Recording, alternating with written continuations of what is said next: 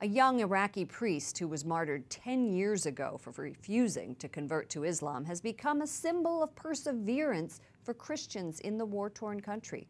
Father Ragheed-ENN-170601 was gunned down in front of his parish after Sunday Mass on June 3, 2007. His story is captured by this new book by his former student and fellow Iraqi priest. Vatican correspondent Mary Shovelin joins us from Rome. Mary, what led to Father Ragheed's death? Lauren, this Saturday will mark 10 years since Father Ragheed, after celebrating Sunday Mass in the Holy Spirit Cathedral there in Mosul, where he was a parish priest, walking out of that Mass accompanied by 3 deacons who were accompanying him, Lauren, because of the various threats that Father had received on his life. As they were leaving the church, unknown gunmen presented themselves to the 4 men, and they hollered out to Father Ragheed and said, "We thought we told you to close this church." Father Ragheed just turned to them and said, "How could I close the house of God?" Those unknown gunmen then proceeded to kill all 4 men there on the spot. I understand you knew him. What was he like? Lauren, I have known saints. I was blessed to have met St. John Paul II, St. Mother Teresa of Calcutta, but you never think that you're going to know a martyr. Father Ragheed and I studied at the Angelicum University here in Rome and the Pontifical University of St. Thomas. We were there at the same time.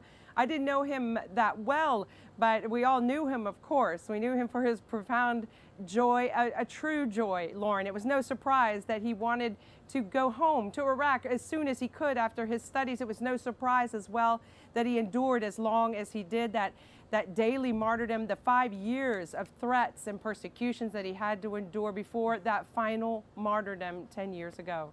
The book about Father Ragheed is being published at a time when Christians in Iraq are still being persecuted for their faith, and you talked to the author about the current conditions on the ground there. What does he say needs to be done?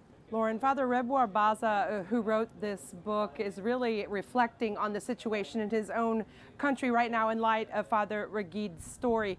What they're asking, he said, Christians in Iraq are asking the U.S., the UN, Europe, the whole world to reflect on human rights and religious freedom. Here's part of our conversation. If there are these rights, the religious freedom and other kind of freedoms, I think everybody can live his faith as he like, and we can live in peace, and this would be a great richness for Iraq and for the whole region and for the whole world. Lauren, he said both Christians and Muslims just want to live their faith, and that their differences is something that should enrich them, enrich each other, and not divide them. And Mary, that's exactly what we saw when our team went to Iraq. Thank you so much. Mary Shovelin, EWTN News Nightly Vatican correspondent. Thank you, Lauren.